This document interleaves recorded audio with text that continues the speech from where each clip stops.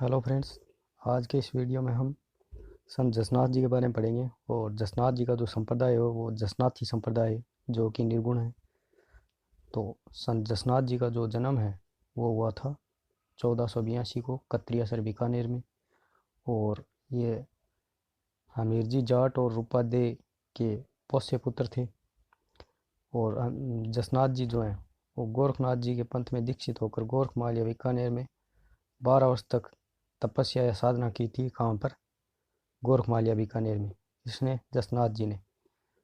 और 24 वर्ष की अवस्था में समाधि ली। कहाँ पर? कत्रियासर बीकानेर में। और जसनाथ जी की जो मंगेतर है उनका नाम कालल दे ने भी कत्रियासर में जीवित समाधि ली थी।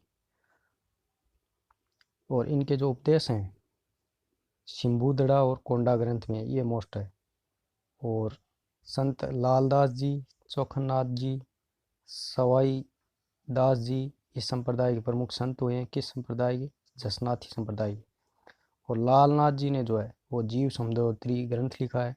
और संत रामनाथ जी ने यशोनाथ पुराण लिखा है। गोरख छंदो जो रचना है वो जसनाथ जी की रचना है।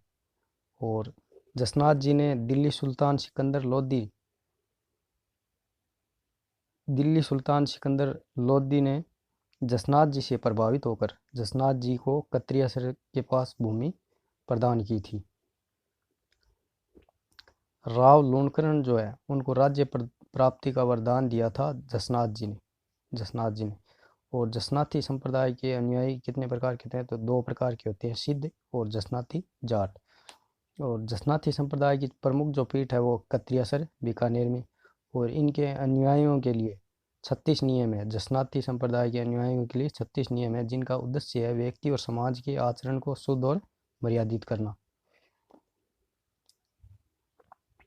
और जसनाती संप्रदाय की प्रमुख विशेषता है कि ये धधकते अंगारों पर नृत्य करते हैं।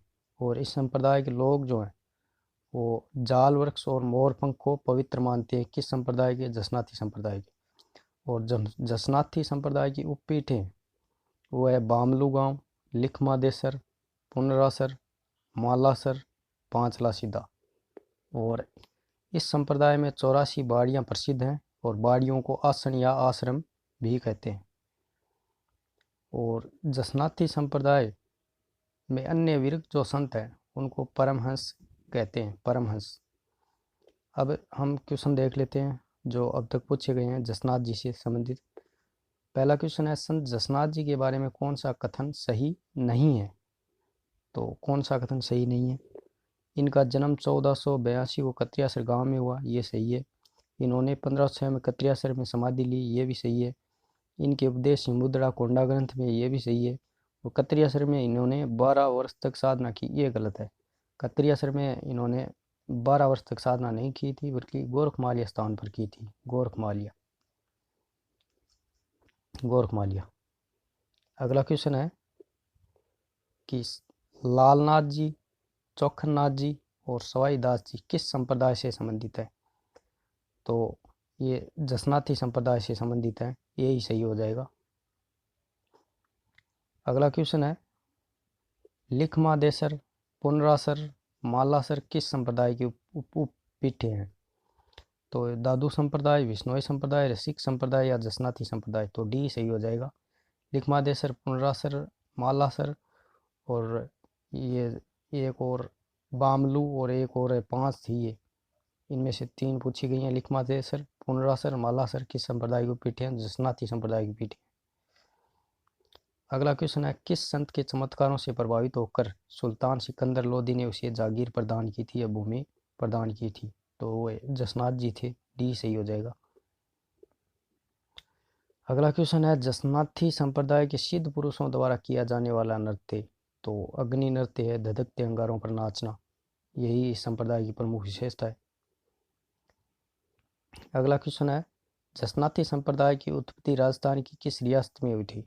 तो जोधपुर, जयपुर, बीकानेर या उदयपुर। तो सी सही हो जाएगा। कत्रियासर बीकानेर में जसनाथी संप्रदाय की जो है उत्पत्ति हुई। अगला क्वेश्चन है, किस लोक देवता की प्रमुख पीठ कत्रियासर बीकानेर में?